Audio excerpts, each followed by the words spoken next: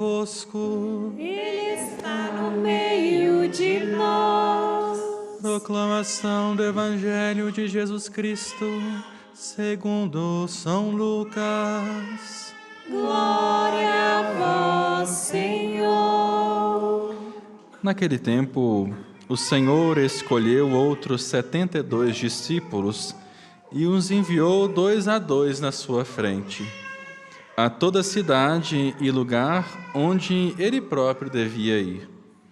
E dizia-lhes: a messe é grande, mas os trabalhadores são poucos. Por isso, pedi ao dono da messe que mande trabalhadores para a colheita. Eis que vos envio como cordeiros para meio de lobos. Não leveis bolsa, nem sacola, nem sandália, e não cumprimenteis ninguém pelo caminho. Em qualquer casa em que entrardes, dizei primeiro: a paz esteja nesta casa. Se ali morar um amigo da paz, a vossa paz repousará sobre ele. Senão, ela voltará para vós. Permanecei na mesma casa, comei e bebei do que tiverem, porque o trabalhador merece o seu salário. Não passeis de casa em casa. Quando entrardes numa cidade e fordes bem recebidos, comei do que vos servirem, curai os doentes que nela houver, e dizei ao povo: o reino de Deus está próximo de vós. Palavra da salvação. Glória a vós, Senhor.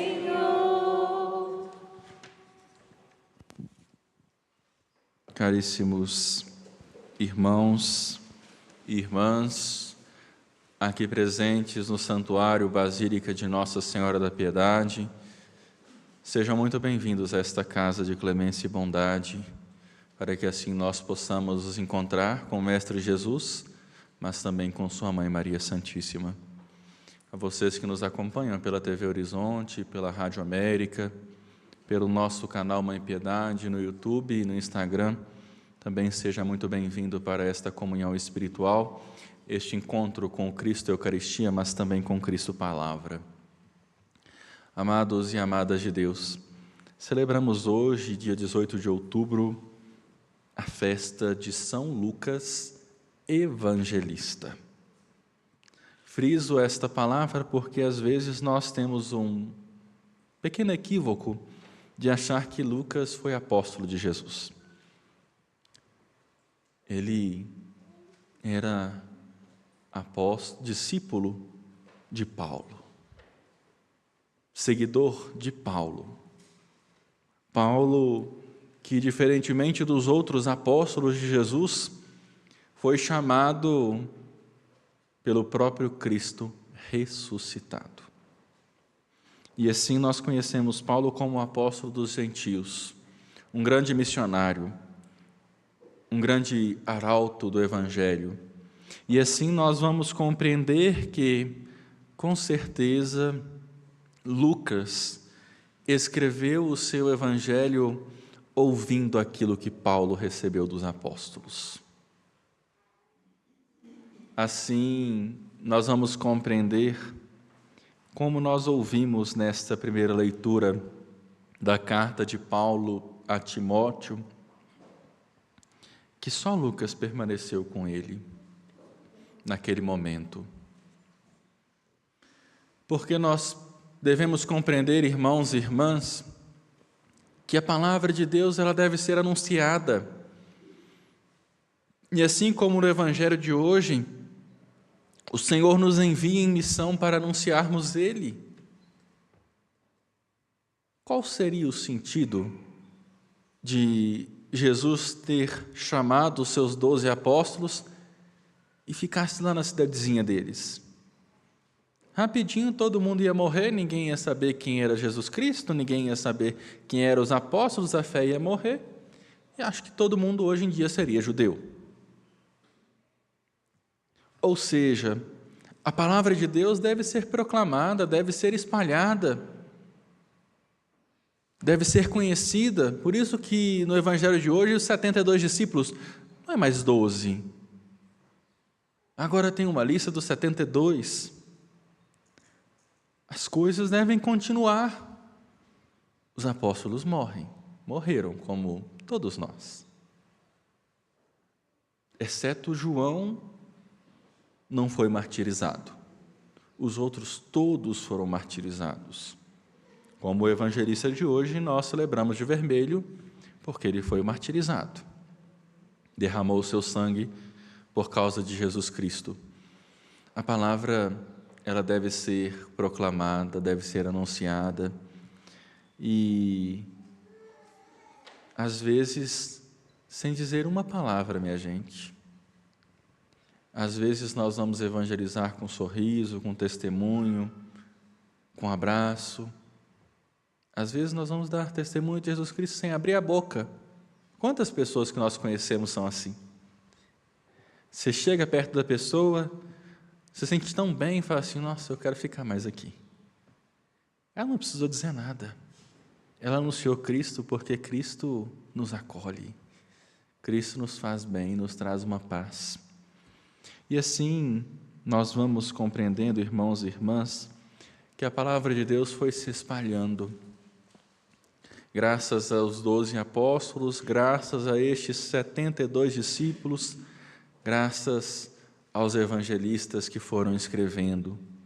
Assim nós vamos compreendendo a importância primeira de Paulo para a igreja de Cristo, para que ele pudesse levar o evangelho até os confins, mas ele tinha companheiros, e um deles era São Lucas, que nós celebramos hoje, que nós conhecemos e proclamamos o evangelho escrito por ele, mas também nós temos uma outra obra, que é os Atos dos Apóstolos, que aí nós vamos compreender a igreja crescente, a igreja lá no seu início crescendo, e as missões, e o anúncio da palavra, mais específico de 2 apóstolos, Pedro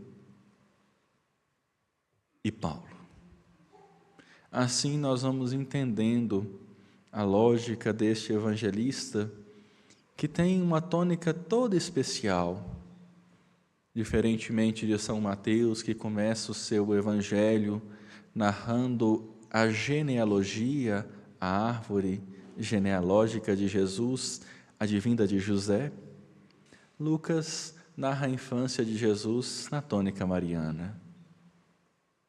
Lucas era um homem letrado, porque o próprio Paulo, na carta aos Colossenses, diz: meu amado médico, aquele que cuidava das pessoas.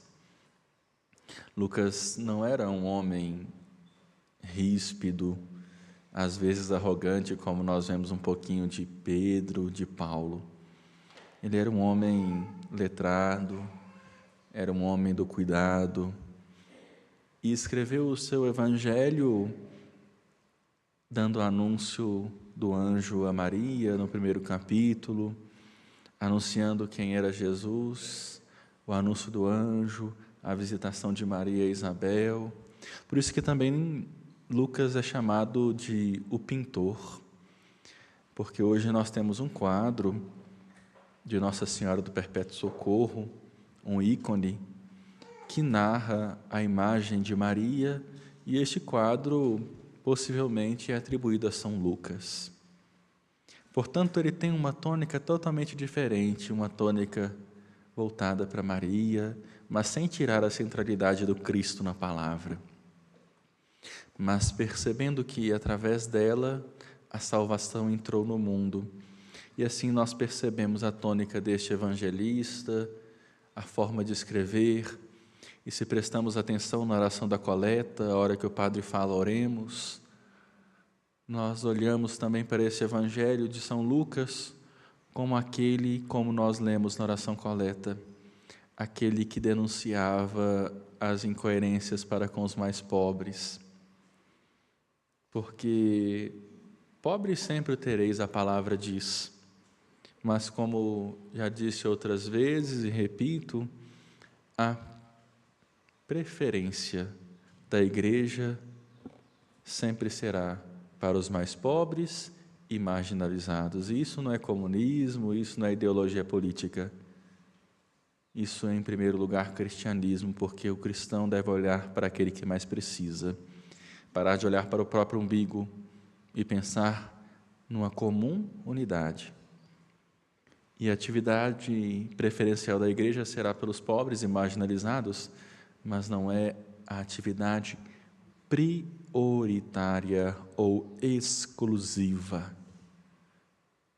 É preferencial.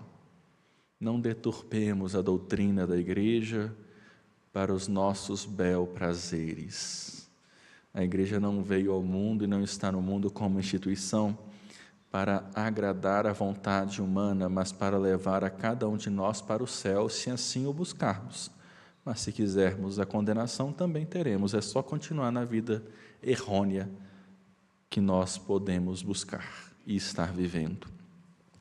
Assim nós vamos entendendo a tônica deste evangelista, nós vamos entendendo a importância dos seus escritos, tanto do seu evangelho quanto dos Atos dos Apóstolos, para o anúncio da palavra de Deus.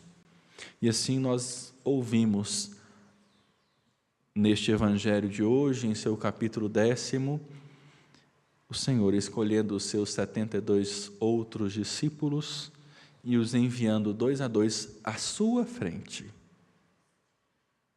para que eles pudessem levar o evangelho e levar a palavra do próprio Deus aos confins.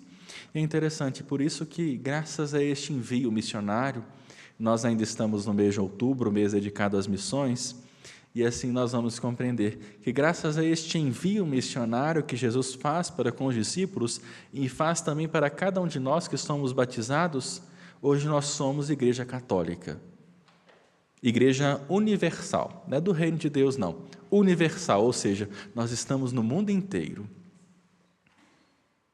Nós somos uma igreja espalhada pelo mundo inteiro e compreendam que hoje aqui no alto dessas terras da piedade, Padre Diego celebra na língua portuguesa, mas lá na Síria, na Inglaterra, nos Estados Unidos, na Europa, no Oriente Médio, nós lemos a mesma palavra, nós celebramos a mesma liturgia, por isso que nós somos universais, porque nós não pegamos uma palavra e falamos, eu vou fazer uma missa de tal título.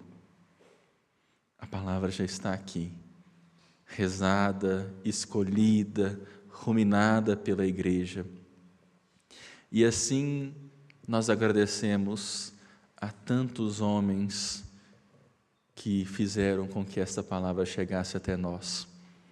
E um deles foi Lucas. Assim, nós percebemos a beleza da atividade missionária da igreja, o anúncio do evangelho, a acolhida da palavra, mas a vida de quem anuncia a palavra não é uma vida cômoda, não. Olha o que Jesus fala, olha, eu escolhi vocês, mas olha, eu envio vocês como cordeiro no meio de lobos. Ou seja, como às vezes alguns de nós, católicos, fazemos com outros irmãos, testemunhas de Jeová, bate a porta na cara, vão negar vocês. Ah, você está andando com cruz no serviço? Ah, que coisa esquisita, você reza o texto na hora do almoço? Ah, você é beato, né? Ah, entendi. Olha, ele nos envia, mas não se esqueçam que o anúncio do Evangelho vai exigir de nós uma renúncia, mas também uma grande resiliência para com as perseguições e para com as injúrias que nós vamos receber. A vida do cristão é um eterno movimentar-se, não existe cristão em inércia, se está, não é cristão de verdade. Mas tomemos cuidado para que nós também, quando formos anunciar o Evangelho, não anunciemos a nós mesmos, nós anunciamos a Cristo, nós não anunciamos o padre tal, o bispo tal, nós anunciamos a nossa fé em Cristo, nós somos seguidores dele, e não de seres humanos, porque Os humanos nos decepcionam porque nós somos seres incompletos, nós somos seres cheios de falhas. Assim, Jesus dá algumas recomendações importantes. Olha, não levem bolsa, sacola, sandálias. Até olhamos e falamos assim, não cumprimenteis ninguém pelo caminho. Que tanto bando de homens sem educação, né? Cuidado, porque vocês vão entrar em cidades que vocês não vão ser bem acolhidos. Ou seja, é melhor passar direto do que levar cusparada, levar pedrada e por aí vai. Mas também Jesus, quando faz essas orientações para os discípulos, fala assim, olha, vocês, se escolheram me seguir, vão ter que renunciar a algumas coisas. Não adianta você ir para a roça, fazer uma colheita de salto 15. Não adianta você ir para o açougue, cortar a carne de sapato social brilhoso. Levem o necessário para a viagem. Porque nós vivemos também uma sociedade onde a gente quer ter muito, a gente não consegue nem carregar. É a mesma coisa quando a gente vai fazer viagem. Quanta coisa a gente leva na mala que a gente nem usa. Tomemos cuidado também com apego aos bens materiais, porque aquele que quer anunciar o Evangelho de Cristo deve renunciar em primeiro lugar a si mesmo. Onde vocês entrarem, anunciem que a paz esteja nessa casa. Se a paz for acolhida, que ela fique sobre aquela casa. Se ela não for acolhida, siga a sua vida. A paz está em você. Se o outro quer a guerra, o problema é dele e não seu. E aí entra um tema espinhoso para os judeus, porque o judeu não comia carne de porco porque achava o porco um animal impuro. O judeu não trabalhava no sábado porque o sábado era o dia do Shabat, do descanso. Então, quando você entrar naquela casa, seja um bom mineiro, não faz desfeita não, come aquilo que tiver. Acolha aquilo que eles puderem te dar. Entre na cidade e acolha a todos. Recebam aquilo que eles vos derem. E por onde passares, anuncie, o reino de Deus está próximo de vós. O anúncio do Evangelho e o anúncio da pessoa do Cristo é um anúncio do próprio reino, porque Ele é o próprio reino. Assim nós possamos a cada dia fazer as renúncias de nossas vidas, acolher a palavra de Deus, fazer com que as pessoas conheçam o Cristo. Anunciemos o Cristo. Como o nosso arcebispo Dom Romor gosta muito de rezar, e acho bela essa jaculatória, para que o Senhor envie operários para a messe, porque às vezes os operários estão sendo poucos, mas o trabalho continua árduo. Que nós rezemos pela igreja, para que ela continue anunciando o Evangelho, anunciando Cristo e não a nós mesmos, para que assim nós nos sintamos tocados e possamos nos encontrar com o Mestre Jesus, como o próprio evangelista Lucas fez. Anunciou o Cristo, não que conheceu, mas que assim como cada um de nós ouviu dizer. E assim nós temos estas belas palavras escritas e que temos acesso, a fim de que nós possamos conhecer quem era o Mestre Jesus.